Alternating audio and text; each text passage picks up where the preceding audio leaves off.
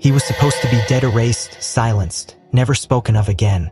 But instead, he stood in a courtroom, looked a judge in the eye, and performed a secret maneuver only dogs from a phantom kill unit were ever trained to know. This is not a story about a pet. It's the resurrection of a ghost, a classified weapon on 4 legs who remembered everything they tried to make him forget. They called him M1RX. From an abandoned cage to the steps of justice, this dog crossed every line they drew to contain him. They wanted obedience. He chose love. They ordered silence. He chose to speak with teeth, with memory, with loyalty. And when it mattered most, he did what no one expected. He stood his ground not for a mission, but for a family. If you believe some souls were never meant to be leashed like this story, subscribe for more and tell us where in the world are you watching from. We'd love to hear your thoughts below. It was nearly midnight when Amara Lewis turned off the lights in her 1-egg-room apartment on the south side of Atlanta. The low hum of the city outside her window, sirens, occasional laughter and distant engines reminded her, as always, that peace was something she had to create, not expect. She had just finished reviewing a report on sedation protocols for traumatized rescue dogs, her mind still buzzing with the endless what-ifs that came with her job as a vet tech. That's when her phone vibrated. She thought it might be her sister or maybe her supervisor again, needing a last-minute fill-in. Instead, what she saw froze her blood, a single text from an unlisted number. No words, just a photo. A close-up of a German shepherd's face, black and deep tan, his amber eyes haunting. He looked like he had seen things no one should. His ears were pinned back, mouth closed, almost like he was bracing for another blow. Attached to the image, only one light appeared. "You're his last chance." That was it. No name, no shelter tag, no explanation. But Amara knew that look in his eyes. She had seen it before, both in animals and in herself.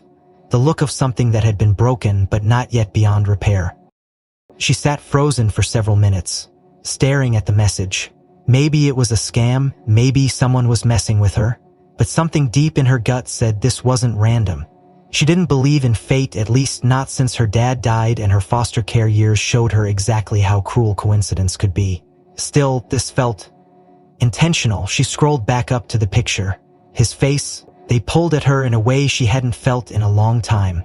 With her heart hammering in her chest, Amara reached for her laptop and began digging.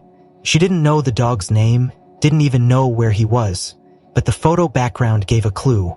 Metal bars, concrete floor, a familiar shade of green paint standard for municipal shelters. She ran a reverse image search. Nothing. Then she noticed a partial ID tag barely visible beneath the dog's neck. 4837 K9. Her breath caught. By 2:15 a.m. she'd tracked it down to the Fulton County shelter. The intake file was limited: German sheltered, male, estimated 5 years old, history unclear. Notes indicated signs of aggression. A previous handler unavailable for contact. Status high risk. Scheduled for euthanasia within 48 hours. Amara didn't hesitate. She grabbed her keys, threw on a hoodie, and headed into the warm Georgia night. The shelter's night staff was skeletal. One sleepy-eyed security guard who didn't recognize her, and a volunteer behind glass who looked barely old enough to drive. When she asked for dog 4837, they gave her the look she'd seen too many times. That mixture of confusion, annoyance, and apathy that plagued underfunded, overburdened shelters. "That one's not up for adoption," the girl said flatly. Behavioral red flag. "He's said to be put down tomorrow morning." "Sorry. I'm not asking," Amara replied, her voice sharp. "I'm here to see him, just let me look." The girl shrugged and buzzed her in. The shelter lights flickered as Amara stepped into the back hallway, the air thick with ammonia and despair. Dogs barked, whimpered, growled. She passed rows of kennels, eyes looking back at her, some hopeful, others hollow. Then she saw him. At the far end, isolated from the others, was the dog from the photo.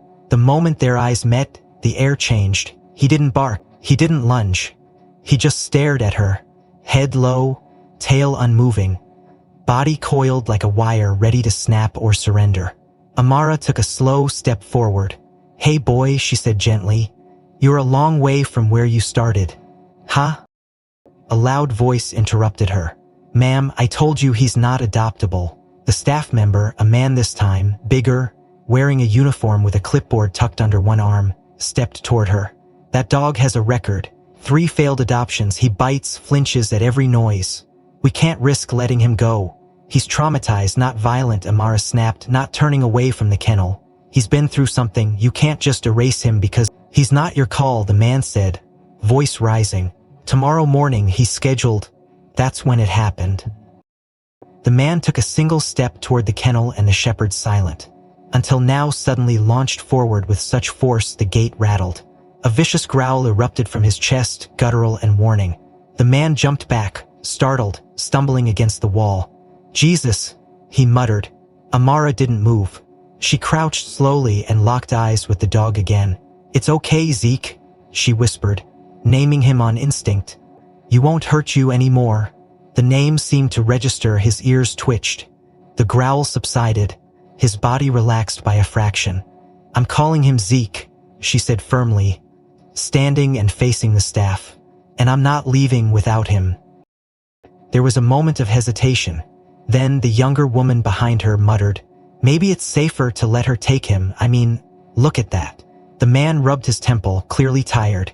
He tossed the clipboard down. Fine, but don't say we didn't warn you. Paperwork's on your own head. Within 30 minutes, Zeke was led out, muzzle on, trembling, his body taut with fear. Amara held the leash. Not too close, not too tight. Just enough to let him know he wasn't alone. As they stepped into the pre-dawn light, Amara looked down at him. He didn't look back, but his shoulders lowered slightly. It was a beginning. The drive back from the shelter was silent except for the hum-hum tires on asphalt and the occasional sharp inhale from Zeke in the back seat.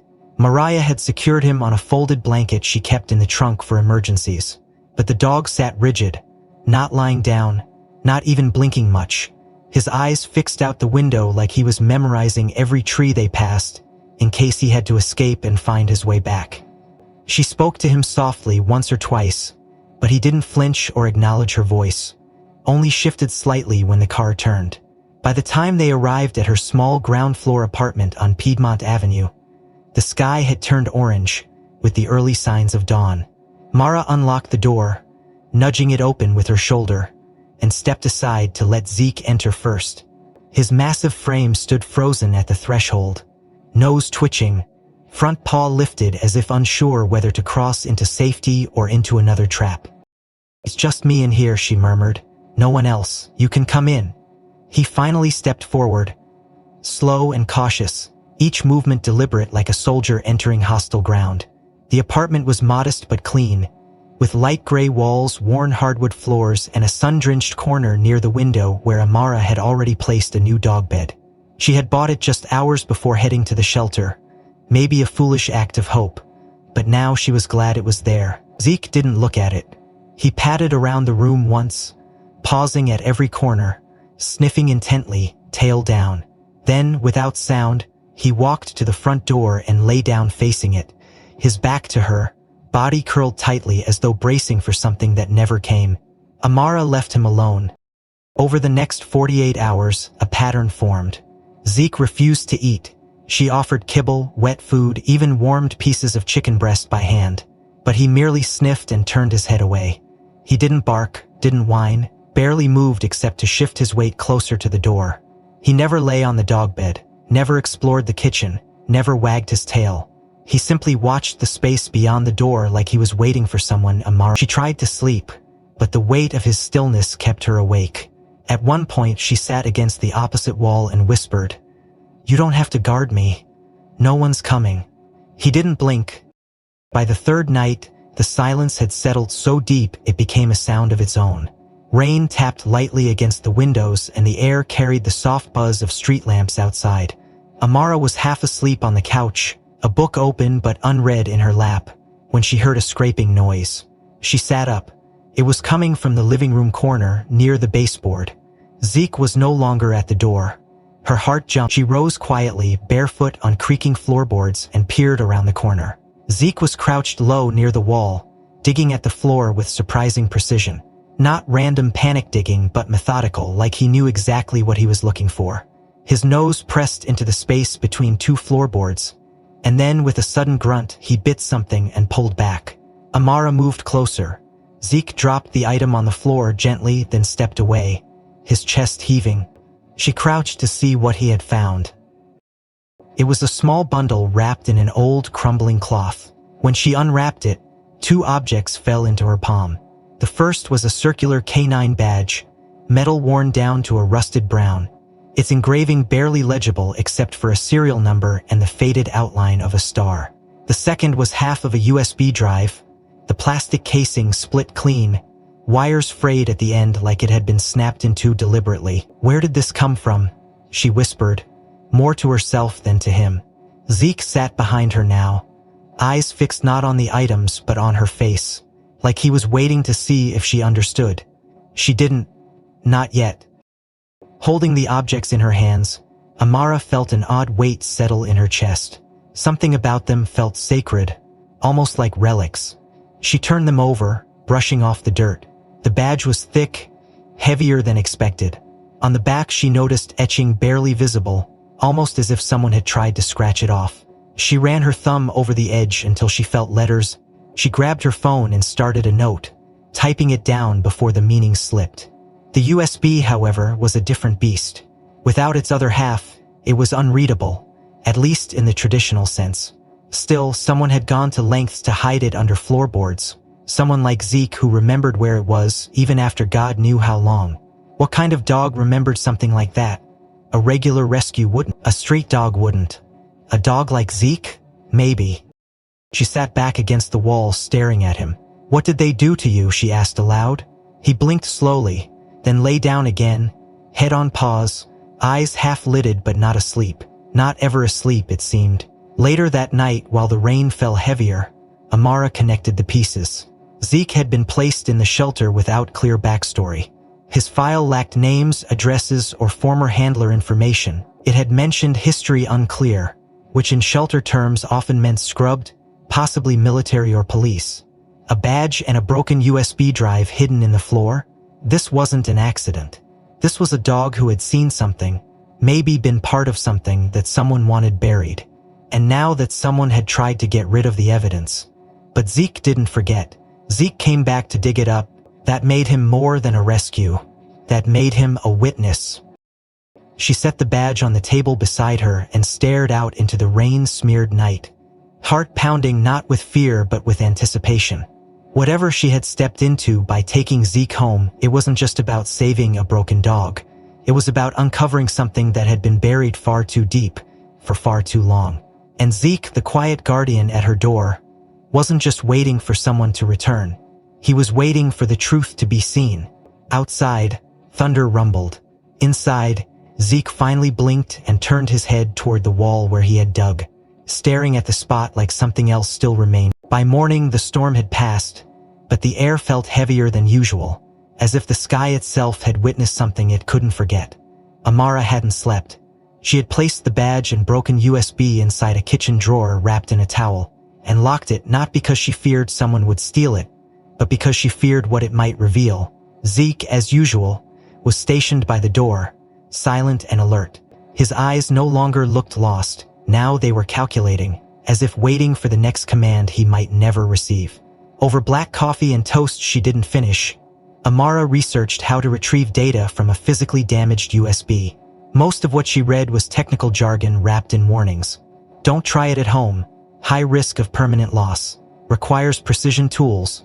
But she had a friend, Darren, who used to work IT for a forensics lab before switching to private security tech. They had shared a class in animal trauma psychology once, bonded over cynical jokes and sad sandwiches during night school breaks, and stayed in touch through sporadic memes and the occasional drunk text rant about the world falling apart. She called him. "I know it's early," she said when he picked up with a groggy yo, "but I need a favor." "Like high-stakes level favor?" "Talk to me," he replied. She explained, carefully avoiding Zeke's name or how exactly she came by the item. "Let's just say I found a broken drive in a weird place. Someone wanted it buried." That piqued his interest. "State is known if there's something on it. I'll find it, no questions asked. But if you're sitting on something hot, you better let me know." "You'll drop it off," she said. By that afternoon, she'd handed him the USB wrapped in a cloth napkin, like a relic, and made him swear not to speak of it to anyone. "Give me 48 hours, he said. "Might be less." It wasn't. It was 17 hours and one very breathless voice later. Amara, it's Darren. Call me back right now, I don't care what time it is. I'm not kidding, she called instantly. His voice was tight, serious in a way she'd never heard before. There's a video, he said. You need to come see it yourself. She drove across town with her heart pounding. When she arrived, Darren met her at the door of his cramped apartment, pale and twitching with the energy of someone who'd seen a ghost but hadn't yet screamed. Come in, he said, locking the door behind them. He led her to his desk where a screen already displayed a paused video. I only got part of the file restored, but Jesus, Amara, just watch. She pressed play. The footage was grainy, black and white, filmed from a low-angle chest cam most likely mounted on a dog harness. She realized quickly it had to be Zeke's POV. The footage began inside a warehouse, the kind of industrial structure that used to process freight, but now sat abandoned on the city's edges. Inside, multiple men stood in a semicircle. 2 were in tactical gear. 1 was kneeling, hands tied behind his back, face swollen. The audio was muffled, but voices filtered through. One voice, clear and authoritative, barked orders. No leaks, do it now. Then came a gunshot. The kneeling man slumped sideways. Another man, taller, bulkier, face shadowed by a cap, stepped forward and bent to retrieve something from the body. The camera jerked as if Zeke had flinched. The feed ended abruptly, static and digital decay taking over. Darren froze the frame right before the shot was fired. He pointed. Look at the patch, he whispered. On the tall guy's jacket. Amara leaned in, her breath caught. The badge was visible. The shape, the stars, the letters. FCPD. Fulton County Police Department. The rank bar beneath it read, "It's not possible," she whispered. Darren didn't answer. Who was the victim, she asked. I couldn't pull that part, he said. The file's corrupted at the metadata level, but if I had to guess, someone they didn't want talking. And your boy Zeke? He was there. Amara couldn't breathe. She leaned back in the chair, heart racing. Zeke had been a witness to an execution. Not just any execution, a sanctioned one. She stood up slowly. I have to go. Darren nodded. Be careful, someone went through a lot of trouble to destroy that file. You just made it real again. She drove home with the windows down despite the cold, her mind spinning, hands gripping the wheel tighter than necessary. By the time she got back, it was nearing dawn again. Zeke was waiting at the door like always, but this time when she knelt down to meet his eyes, he held her gaze longer than usual, like he knew. I saw it, she whispered. I know what you saw. The next morning she noticed it immediately. A black SUV parked across the street. It wasn't there the night before. The windows were tinted pitch dark, no plates visible. At first she dismissed it as paranoia, a neighbor's guest maybe.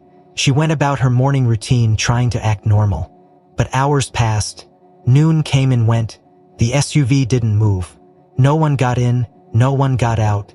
Zeke never took his eyes off. At one point, as she walked into the living room with a mug of tea, she heard a low, guttural sound, deep, almost primal. Zeke was growling. She had never heard him growl like that. His body was growled, bony center bared but not barking. It wasn't a warning. It was a promise. She followed his gaze to the window and saw the SUV's driver's side window had rolled down a few inches. Someone was inside, watching. She felt a chill crawl up her spine. This wasn't a coincidence. This wasn't a parked car. It was surveillance. She moved to the back of the apartment and opened a drawer, pulling out the small bag where she'd kept the badge. She stared at it, then at Zeke, who had now stood and placed himself between her and the front door. He knew. He'd always known the USB hadn't just stored evidence. It had awakened something they thought was long buried. And now, someone was back to finish what they started. By the following morning, the black SUV was gone, but the tension it left behind clung to the apartment like smoke after a fire. Zeke remained on edge, more alert than usual, pacing in deliberate lines between the front door, the living room window, and the spot near the corner where he had unearthed the USB. Amara had stopped pretending life was normal. She'd pulled the curtains closed, triple-checked her locks, and kept her phone within reach at all times. She also started carrying the K9 badge in her coat pocket instead of keeping it hidden away. A strange talisman she wasn't ready to leave behind. When the knock came at 8:13 a.m., it didn't sound like a delivery or a neighbor. It was firm, authoritative, calculated 3 raps with equal spacing, the kind of knock used by people who expected to be obeyed. Zeke froze, his body going rigid, his head lifting slowly as he turned toward the door. Amara instinctively reached to grab his collar, but he was already in motion, his paws hitting the floor silently as he approached the door like a soldier preparing to breach. Amara approached with caution, standing just beside the peephole, her breath held. The man outside wore a black bomber jacket, dark jeans, and leather gloves. His head was shaved, jaw square and posture unshakable. She didn't recognize him, but the moment their eyes met through the peephole, something visceral tightened in her gut. "Miss Lewis," he called, voice deep and measured. "I believe you have something that doesn't belong to you." Her heart thudded in her chest. "Who are you?" she asked without opening. "Name's Conrad. I was Zeke's handler before you." There was no emotion in his tone, no warmth, just flat certainty. "I'm here to take him back. He's not a pet. He was never meant to be." Amara didn't answer. Instead, she unlocked the chain and cracked the door 2 inches, just enough to meet his gaze. "If you were his handler," she said carefully, "then you'd know how to talk." She turned slightly and called, "Zeke, come." Zeke appeared, slow and cautious, eyes locked on the stranger. His posture was low but steady, muscles coiled. The moment he caught scent of Conrad's presence, something in him shifted. His lips pulled back, not in fear, not in confusion, but in a snarl so primal it made Amara's blood run cold. "Zeke, down," Conrad said, his voice suddenly commanding. "That's enough." But Zeke didn't obey. He stepped forward, growler growing louder with each step, tail stiff, eyes locked onto the man like he recognized a ghost. "I said down," Conrad barked, louder now, more desperate. Zeke launched. Amara barely had time to react. The leash snapped tight as Zeke lunged toward the gap in the door, teeth bared, saliva flying as his jaws snapped inches from Conrad's face. Only the chain on the door saved the man from being torn open. Amara screamed and yanked Zeke back with all her strength. "Get away from my house," she yelled, slamming the door shut and throwing every lock she had into place. Outside, she heard heavy boots retreating, followed by the roar of an engine as Conrad disappeared into the morning light. Zeke was shaking, breath heaving, his eyes still wild. Amara knelt beside him, arms wrapped around his thick neck, whispering, "It's okay, he's gone, I've got you." But deep down, she knew Zeke hadn't reacted like a scared dog. He'd reacted like a soldier betrayed by his commander. Later that day, while sitting on the apartment steps, trying to breathe through the unease clawing at her chest, Amara was approached by one of her neighbors, a man in his 70s with skin weathered like old leather and eyes too sharp for someone his age. He'd lived in the complex for years, mostly kept to himself, but today he stood beside her like someone who'd seen a story unfold too many times. "That's a phantom dog, isn't it?" he asked without preamble. Amara looked up, startled. "Excuse me?" The man pointed toward the apartment window where Zeke now sat, watchful. "I served 2 tours in 2, ran alongside canines in Fallujah. Most dogs sniff bombs, some chase suspects, but that one, the way he moves, the way he tracks the street." Amara frowned. "Phantom? What is that?" The man took a seat beside her. "Not many know about them. Classified units. Dogs trained not just to detect but to execute. Covert ops, close-adder takedowns, black files if you know what I mean. No badges, no leashes, no retirement plans. They're weapons more than animal. Phantom dogs weren't supposed to exist outside the field. If yours is still alive, someone let him go when they shouldn't have." Amara's throat tightened. He was in a shelter, no records, no background, just dump. The old man nodded solemnly. "Makes sense. When they're done with phantom units, they don't bring them back. They either put them down quietly or lose track of them deliberately. But they never get adopted. Not by civilians. If you have him now, you're in something big." Amara looked at the man, unsure whether to thank him or collapse under the weight of what he'd said. "Are you telling me this?" He smiled faintly. "Because I've seen what happens to people who think these dogs are just strays. They're not. And because he chose you, and that means something." That night she didn't sleep. She sat beside Zeke, one hand buried in his fur, her laptop open to every article she could find on military canine units.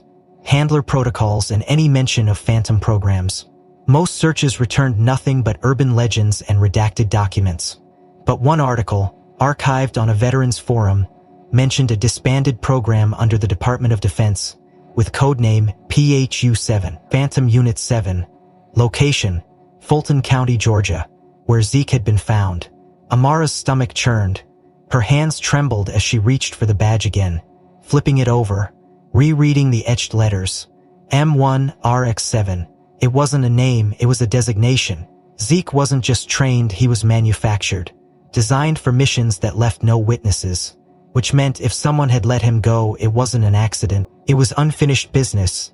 And now, it was knocking on her door. The days following the stranger's visit blurred into a haze of unease and sharp glances over her shoulder. Amara barely left the apartment, only stepping out for groceries or necessities, and when she did, Zeke remained posted by the door like a stone guardian. Head up, muscles tense, eyes darting to every movement outside. She found herself speaking less and thinking more, caught in a loop of questions she didn't know how to answer. What had Zeke been trained to do? Who was trying to reclaim him? And what was on that video that made it worth burying at all costs? The old neighbor's words echoed in her head. They're not supposed to live this long. They're not supposed to be in homes. And yet, here Zeke was alive, dangerous, deeply loyal, and haunted by a past someone clearly wanted erased. On the 5th morning since Conrad's attempt to reclaim him, Amara opened her mailbox and found an envelope with no return address. The paper was thick, crisp, the kind used for legal notices. Her name was handwritten in careful block letters on the front. She didn't open it until she was back inside, with Zeke nearby. The letter inside wasn't typed, but written in the same block handwriting. This is a final warning. You're harboring a classified asset. Walk away or what happened to the man in the video will happen to you. There won't be a second letter. There was no signature, no name, no crest. Just those 2 sentences. Her hands clenched around the paper until it crumpled. Zeke, sensing her change in breathing, moved closer and nuzzled her leg. She didn't flinch, only whispered, "I'm not going." 2 hours later, the clinic where she volunteered twice a week called. The office manager, polite but tense, informed her that her professional license was under review. "A formal complaint has been filed," she said with a strange stiffness in her voice, as if she didn't believe the words she was reading aloud. "States, you are currently housing a dog deemed dangerous by multiple sources, with possible ties to government property. The complaint questions your judgment in handling high-urine animals." Amara's throat tightened. "Are you suspending me?" The woman hesitated. "Not yet. But the state veterinary board wants a formal statement. You'll need to explain your involvement with the dog, his origin, behavior, and why you believe he's safe." Amara hung up without another word. Her fingers trembled as she dialed Darren. "They're closing in," she said when he picked up. "They're using official channels now." Darren swore under his breath. "Do not give them anything, not yet. Let me keep digging." She nodded, though he couldn't see it. She had no intention of abandoning Zeke. But the noose was tightening fast, and the people pulling it weren't just bureaucrats. They were connected and they were inside the system. She returned to her notes, the restored footage and every still frame she had paused and analyzed over the last several days. One frame in particular held her longer than the others. The tall man in tactical gear, the one who fired the shot. In the corner of the screen, mostly blurred, was another face older, partially turned away, dressed in civilian clothing but standing too close to the circle of authority to be uninvolved. She hadn't noticed him before, but now that she was looking, she realized something. She had seen that face somewhere else. She pulled up the State Veterinary Board's website. The board consisted of 12 members, each with a photo, name, and biography. Most were clinical vets. One was a behavioral specialist, and one was a former government consultant with a 30-year service record, Dr. Malcolm Greer. When she clicked on his photo, her stomach turned to ice. The face in the image was older now, with white hair and a carefully groomed beard, but it was unmistakably the same man standing in the background of the execution footage, the man who had watched a bound prisoner die and did nothing. Her breath caught. Greer wasn't just on the board reviewing her license. He had been there when it happened. She sat back in her chair, stunned. The message, the complaint, the license review. It was containment. They were using Greer's position to push her out, silence her, discredit her before she could speak. Zeke let out a low growl from across the room. His gaze locked on the window again. Amara moved to the blinds and pulled them aside. The SUV hadn't returned, but a different car, a tan sedan with government plates, was parked 2 houses down. She grabbed her phone and took a photo, then another, of the crumpled letter on her table. She sent them both to Darren with a simple message. "They're getting bold." Moments later, her phone rang. "Amara," he said, "I think I know what PHU-7 really means." She closed her eyes. "Tell me." "It stands for Phantom Unit 7, like your neighbor said. But here's the thing. There were only 6 documented Phantom units. Officially, 7 doesn't exist. Which means Zeke wasn't just special ops, he was off-book. Black project stuff. Oh, he's not traceable. Not unless someone leaks something, or unless he becomes a liability. Amara sat down hard on the edge of her couch, Zeke settling beside her with a soft whine. "They don't just want him back," she said slowly. "They want him erased, and anyone connected to him." Darren didn't argue. "I need to get him out of here," she muttered. "Somewhere they can't find us." "And then what?" he asked. "Hide forever?" She looked down at Zeke, who stared up at her with those same haunted eyes from the shelter. Eyes that had seen things she was only beginning to understand. "You," she said softly.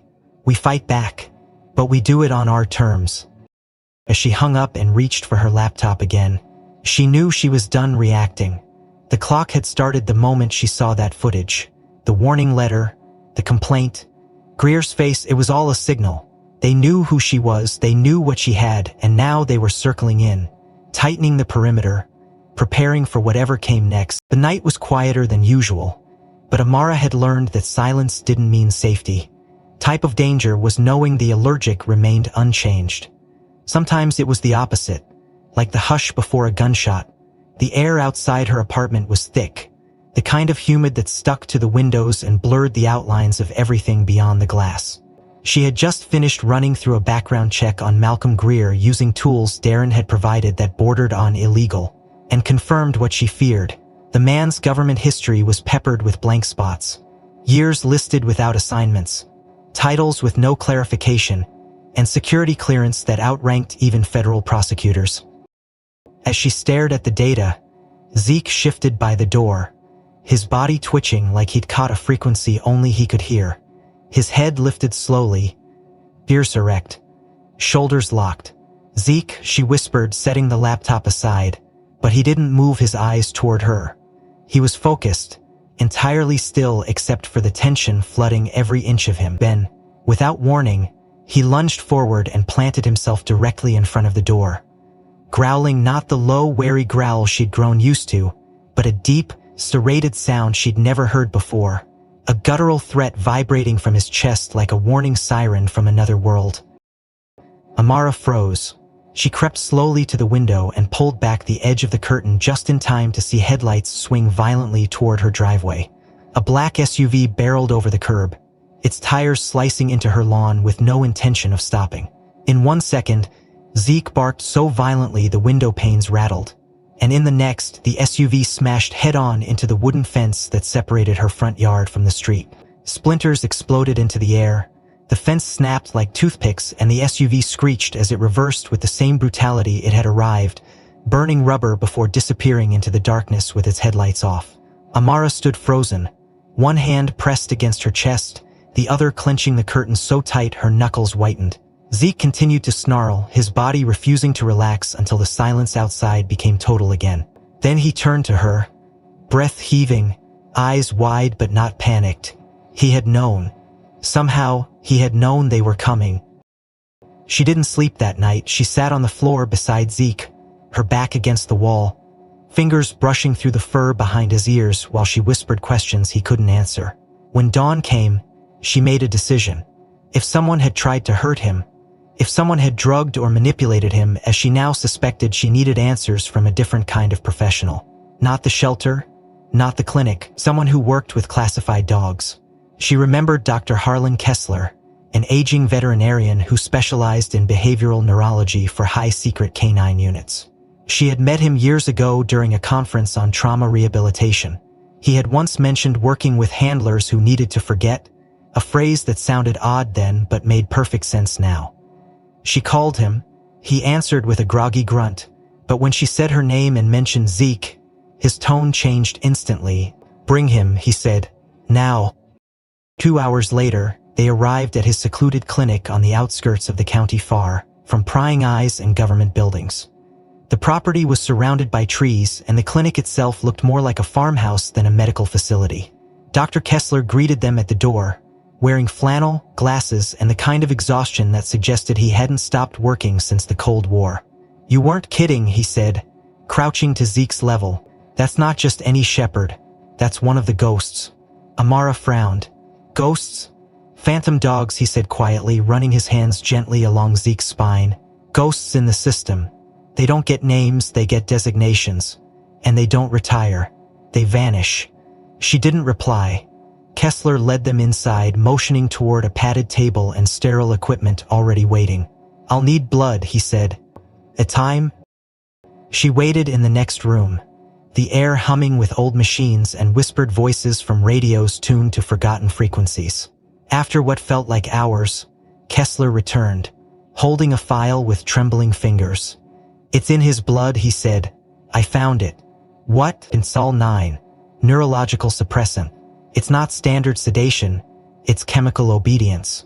This stuff isn't even on veterinary registries. It's military-grade behavior control. Think of it like leash and collar, but molecular. And it's active, which means someone either gave it to him recently, or it was designed to release in intervals." Amara's head spun. "He's building immunity, pushing past the suppression. That's why you're seeing bursts of instinct. He's remembering." "Is it dangerous?" she asked. "Only if you're the target," Kessler said grimly. "But more importantly, it means you're out of time. If they know the chemical's failing, they'll come for him hard." Amara felt her heart sink. Everything she had suspected was now written in blood. Zeke's blood. Someone had tried to keep him silenced, chemically shackled inside his own body. But he had fought it, clawed through it. Enough to dig up a USB no one thought he could find. Now they knew he was waking up. That made him a liability. That made her an accomplice. Kessler to give her the full test results, documented proof, anything that could confirm what he found. "You'll never be able to use this in court," he warned. "But it might be enough to convince someone who still has a conscience." "Then I'll take it," she said. She packed Zeke into the car, wrapped the file in a folder under her coat, and drove away from the clinic with her jaw clenched and her heart full of storm. When she returned home, her front fence still lay broken, splinters piled on the grass like bones left in warning. She didn't bother cleaning them. She unlocked the door, let Zeke inside, then locked it behind them with every bolt she had. She looked down at him. He was tired now but alert, always watching, and now she understood he wasn't just a survivor. He was resisting programming designed to erase him from himself. They had trained him to forget, to obey, to be silent.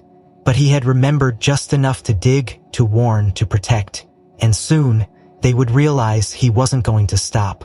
Not anymore. After the discovery of the neural suppressant in Zeke's blood, Amara couldn't shake the sense that whatever was happening wasn't just reactive. It was coordinated, purposeful, and escalating. The drug had been planted in him for control, and now that it was failing, the response from the people behind his past was no longer subtle. They had sent threats, crashed through her property, and embedded themselves in institutions she once trusted. And Zeke? He was changing. The more days passed, the more he seemed to awaken from something dark and heavy. His eyes sharpened, his movements grew more precise, and his behavior, always instinctual, started to shift from reactive to deliberate. He wasn't just remembering, he was navigating. That change became undeniable on a fog-covered morning, 5 days after the attack. Amara was in the kitchen reviewing Dr. Kessler's findings again, when she noticed Zeke standing by the front door, staring at her tail still, body tense not with fear but with purpose. He turned his head, looked at the doorknob, then back at her, and let out a single sharp bark. Not a warning, a call. "You want to go somewhere?" she asked, heart suddenly racing. He barked again, then paced once in a tight circle before moving toward the door and sitting, waiting. Amara grabbed her keys and coat, her pulse quickening. "All right," she said. "Lead the way." She drove with Zeke in the back, following no map, no destination, just him. At every intersection, he either leaned left or right, whined at red lights, growled softly if she slowed where she shouldn't have. She felt ridiculous at first, navigating based on a dog's body language. But as the city fell behind them and industrial zones began to rise around them like skeletal remains, she felt the growing certainty that he wasn't guessing, he was guiding. 20 minutes later, Zeke whined and pawed at the window as they passed a rusted sign half covered in ivy. Larkmont Warehousing closed permanently. She pulled into the overgrown lot, heart in her throat. Zeke leapt from the car the moment she opened the door, not running but trotting ahead with purpose, nose to the air, ears alert, like he was on patrol. He led her to a side door barely hanging on its hinges. Inside, the warehouse smelled of dust, oil, and rust. Metal shelves stood like tombstones, and in the far corner, beneath a stairwell, was a door camouflaged by old tarp and plywood. Zeke sat beside it and stared. Elmara pried it open. The air inside was different, cooler, more stagnant. The room was small and windowless, lit only by the weak sunlight filtering through the cracks above.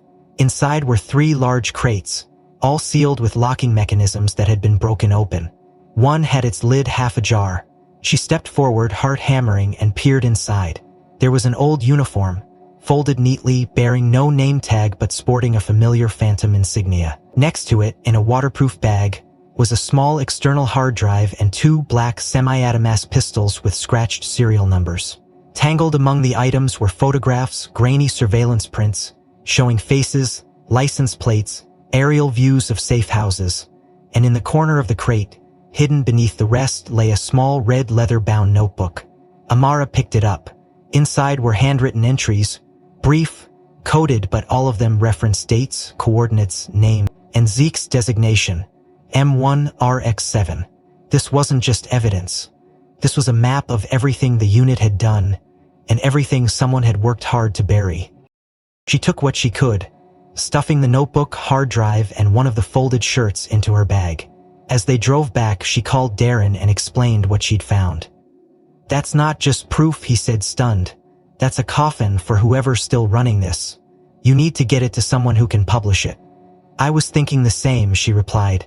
By the time she reached home, she had already contacted a journalist she trusted, Camille D'Onofrio, a fiercely independent investigative reporter who had exposed corruption within the state prison system 2 years prior. Camille agreed to meet that evening at a local cafe with good security and plenty of public exposure.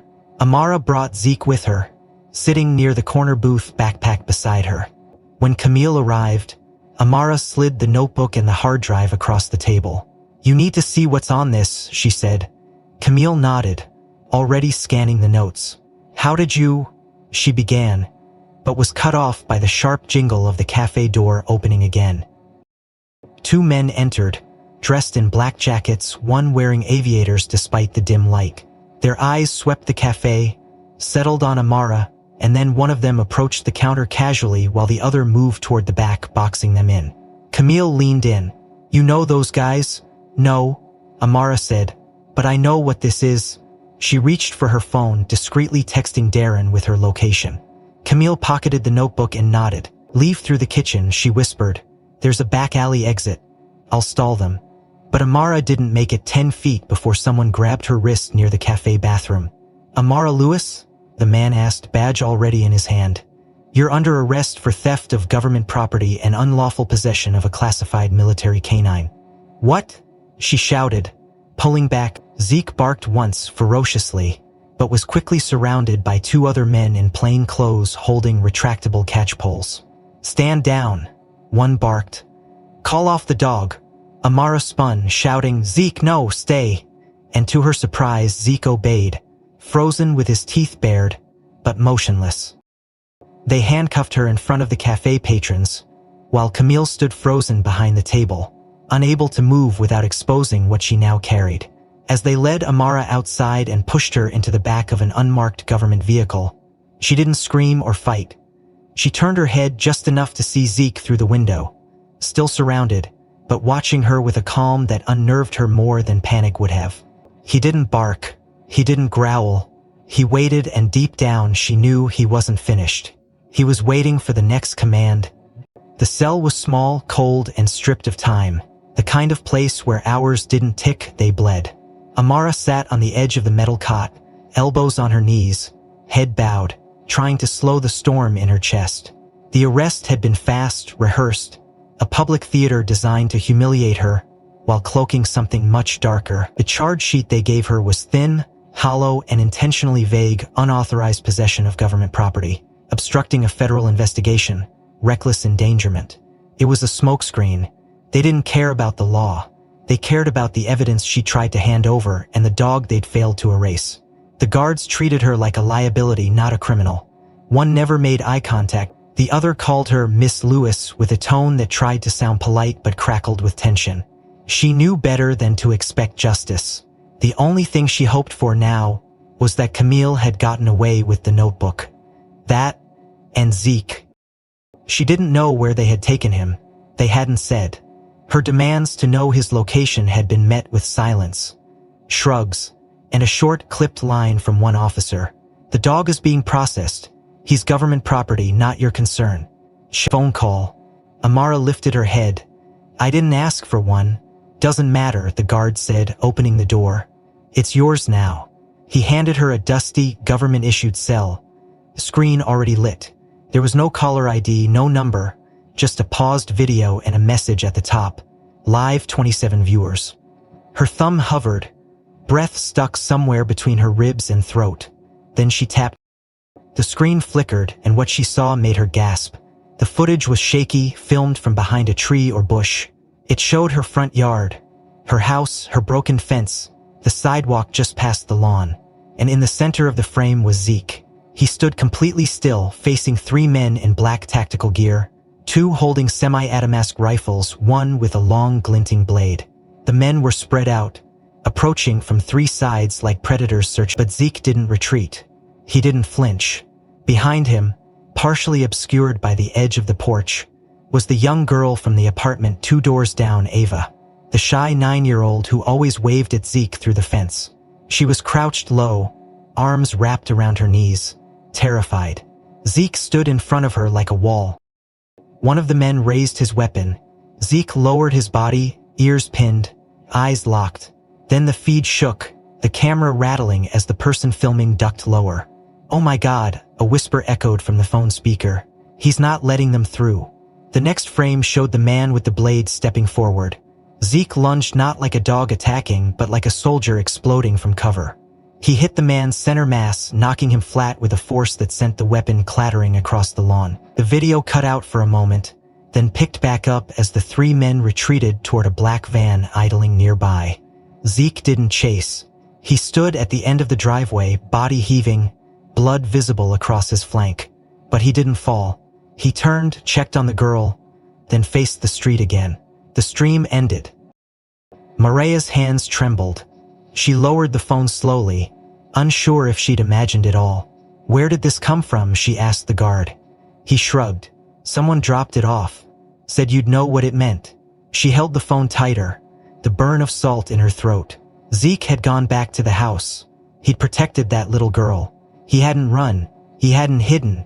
He'd waited for the fight and met it head on, and someone had seen it. Someone had made sure she saw it too. Hours later, as the guards changed shifts, a man arrived at her cell who didn't wear a uniform. He looked to be in his late 50s, dressed in a faded brown coat and slacks, hair gray, posture tight like a coil wound too many years ago and never let loose. He held no badge, showed no ID, just walked in and sat down on the stool across from her. You're Amara Lewis, he said. And the dog, he's Zeke, right?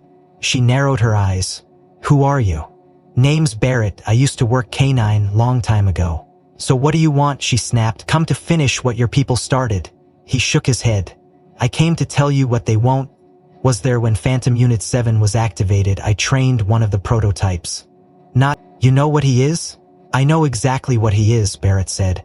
And I know something else. He wasn't supposed to be alive. They gave the kill order 3 years ago. Every dog in PHU-7 was meant to be eliminated. Too many witnesses, too many secrets.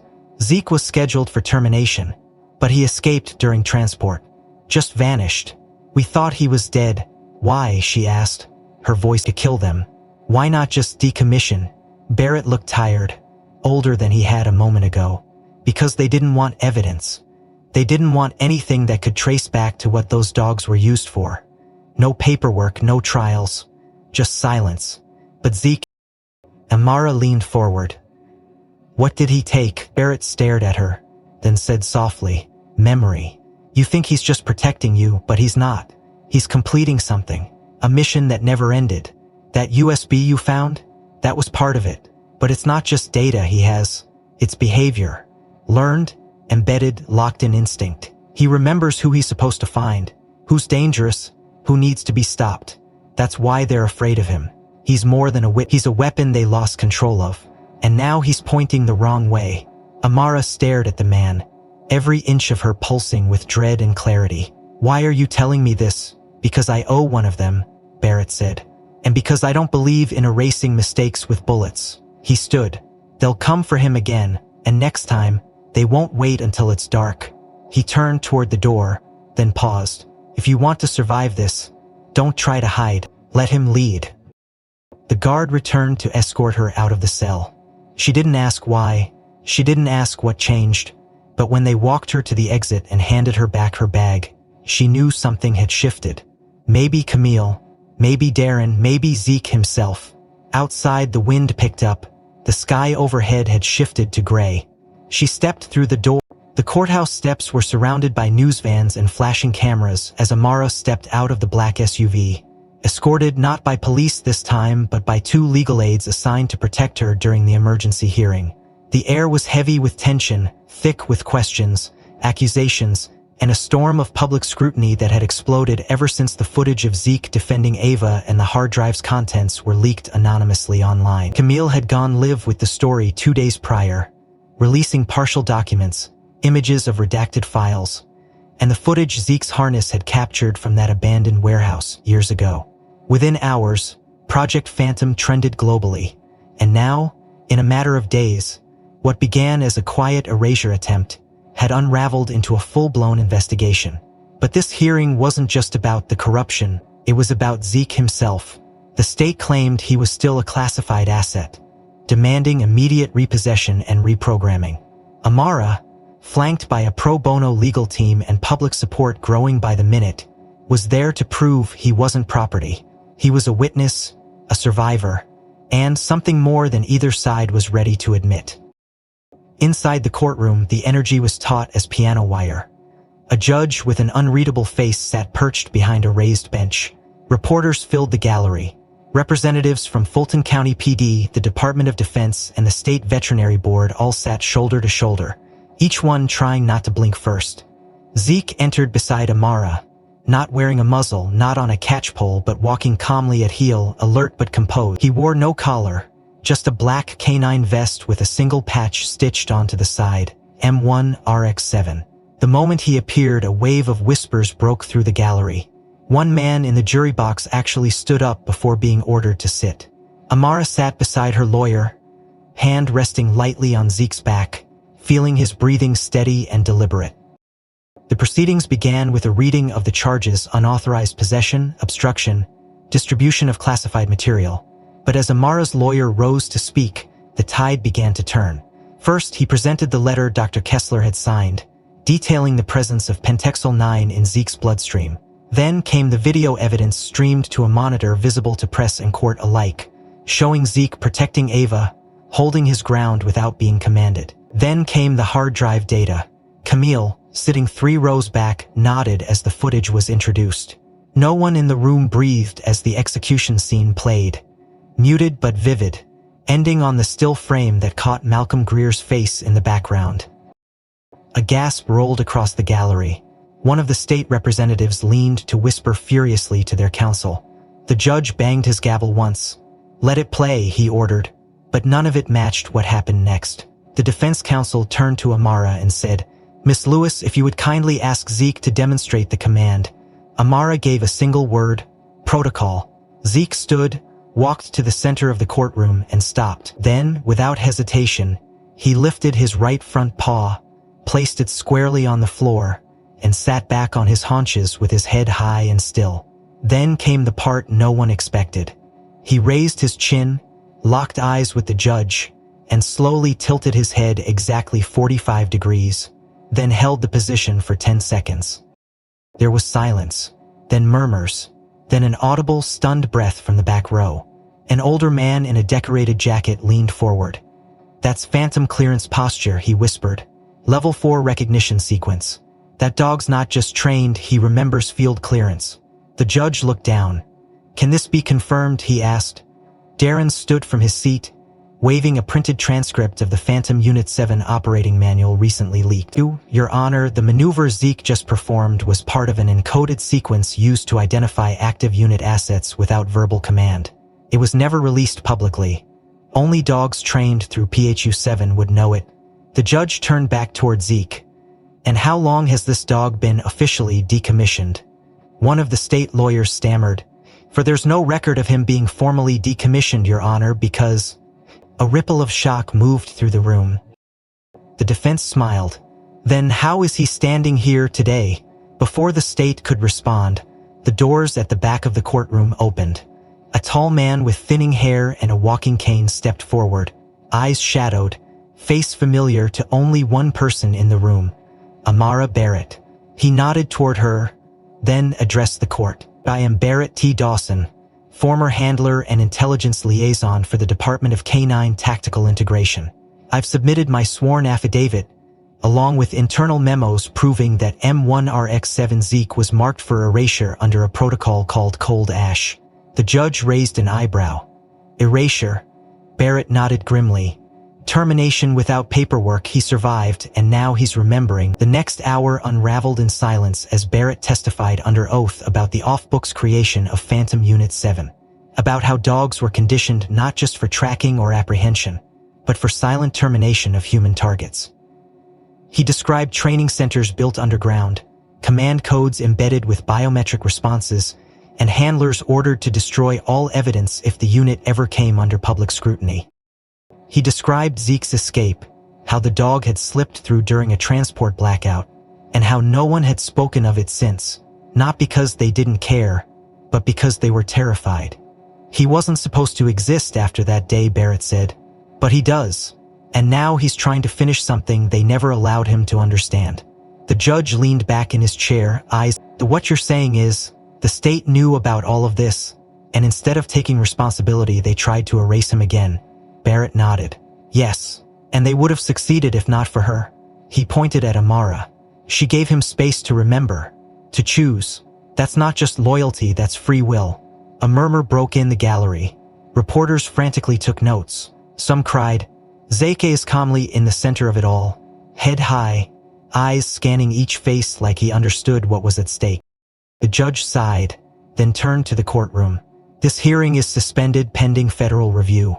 In the meantime, the court recognizes Zeke as a retired military operative with full immunity from repossession under Article 12 of the K-9 Veterans Act." A round of gasps followed. The state objected. The judge silenced them. "You want to fight this? You bring me something stronger than decades of lies." He rose from the bench and left the room. Amara knelt beside Zeke, tears in her eyes, hand on his chest. "You did it," she whispered. But in his eyes there was no triumph, only focus, because he knew it wasn't over. The courthouse victory was only the beginning. In the weeks that followed the emergency hearing, Amara found herself navigating a whirlwind of headlines, interviews, federal follow-ups, and quiet acknowledgments from behind closed doors. Zeke's story had broken something open, not just inside the system that created him, but in the hearts of people who'd once seen K-9 units as silent tools, not thinking, feeling beings. The Phantom Unit 7 program was formally declassified under congressional pressure. Several officials, including Malcolm Greer, were indicted for conspiracy, destruction of evidence, and unlawful experimentation on service animals. Barrett's testimony had gone viral, and his words, "They trained him to forget, but he remembered love," were etched into advocacy murals and posters overnight. But what mattered most to Amara wasn't in the courts or in the news. It was in the quiet decision that arrived in a government-sealed envelope weeks later. She opened it at her kitchen table, sunlight spilling across the counter. Inside was a single page, the official clearance notice. Zeke's status had been changed from hazard class military asset to veteran K9 retired with honor. Beneath the designation was a line in bold, "May remain with handler Amara Lewis as primary guardian and next of kin." She pressed the paper to her chest and exhaled, a slow, trembling breath that carried the weight of every moment they had survived. Zeke sat nearby, watching her, ears perked, and when she smiled through her tears and said, "You're finally free," he stood, walked to her, and rested his head gently against her shoulder. In the days that followed, life began to change, not toward normalcy, because there was no going back toward something peaceful, something earned. The apartment no longer felt like a bunker. The windows were open more often. The locks were still checked, but out of habit, not fear. Zeke slept on his bed now, sometimes on the rug near her couch, and once, just once, he climbed onto the sofa, curled against her, and slept without a single twitch. At night, Amara still kept the old badge on her desk, beside the K9 veterans patch sent to her in the mail. They had included one for Zeke too, black and silver, with his designation etched on the back. Spring came slowly, greening the city one block at a time, and with it came the invitation. The Department of Military Canine Commemoration Committee requested their presence at the National Memorial for Fallen Service Dogs, a ceremony held only once every 5 years. The invitation bore Zeke's name, not just hers. Amara hesitated at first, unsure if returning to the world that tried to destroy him was wise, but when she read the final paragraph, she knew. This ceremony will honor those who served and those who were lost to silence. We ask that M1RX7 be recognized not as property, but as legacy. They traveled to DC together by train. Zeke handled the motion well, head on her knee most of the ride. By then he was known, recognized in passing by strangers who whispered, took photos, thanked Amara softly for not giving up on him. She never knew how to respond to that. She hadn't saved him. They had saved each other. The day of the ceremony was bright and cold, the wind sharp off the marble. The memorial stood in a quiet field near the Arlington perimeter, rows of bronze statues, shaped like dogs in various postures. Alert, crouched, leaping, resting. Each represented a unit, a story, a ghost. Amara and Zeke were seated in the front row, among veterans and families and handlers who had lost their partners to time, war, or silence. She wore a dark blue blazer with her patch sewn above the heart. Zeke wore his harness, no muzzle, no leash, just the K9 veteran's insignia resting proudly on his side. Camille was there too, and Barrett, now walking without the cane, hands folded, eyes misty. Darren filmed from a respectful distance, camera steady, mouth tight with emotion. The speeches were brief, filled with reverence. One general spoke of loyalty, a widow spoke of memory, and then the bell tolled, one slow, resonant sound for every name read from the carved granite wall behind them. The crowd stood in silence. Amara placed her hand gently on Zeke's back. He remained still, but when the final bell rang and the officiant asked the crowd to bow their heads in a moment of silence, Zeke moved. It was subtle at first, a twitch of his ears, a lift of his chin. Then, as the field hushed into stillness, Zeke rose to all fours, stepped forward 2 paces and lifted his head high toward the sky. Then he howled. It wasn't loud or wild. It was long, mournful, rising with a tone so deep and aching it pierced the silence like a violin played on old strings. Heads lifted, eyes opened, and the crowd stood frozen as the sound stretched over the field, echoing off marble and memory. Zeke's howl wasn't just grief. It was a call, a summoning of everything that had been buried, everything that had been erased. It was the sound that pulled every lost dog from the walls, every forgotten mission, every silenced command, and brought them back into the light, if only for a moment. When the howl faded, no one moved. Even the wind paused, as if listening. Then Amara stepped forward, knelt beside him and wrapped her arms around his neck. "You're not alone anymore," she whispered. "None of you are." In the following weeks, Zeke's story became part of training manuals. Legislation was passed protecting K9 veterans from silent decommissioning. A bronze plate was added to the memorial wall, M1RX7 Zeke. He remembered, and in Amara's apartment, now warmer, brighter, and lined with green along the windowsills, Zeke finally slept without the weight of vigilance. He no longer needed to guard the door. He had found his command, he had found his home. And when night fell, when the city quieted, and the stars crept in overhead, sometimes he would lift his head from Amara's feet, stare into the dark and let out one soft, steady breath. As if to say, I'm here. As if to say, we made it. If this story moved you, don't let it end here. Like the video, subscribe to the channel and share it with someone who believes in second chance. What part of Zeke's journey hit you the hardest? And where in the world are you watching from? Drop your thoughts in the comments. We read every single one. Let's keep these stories alive together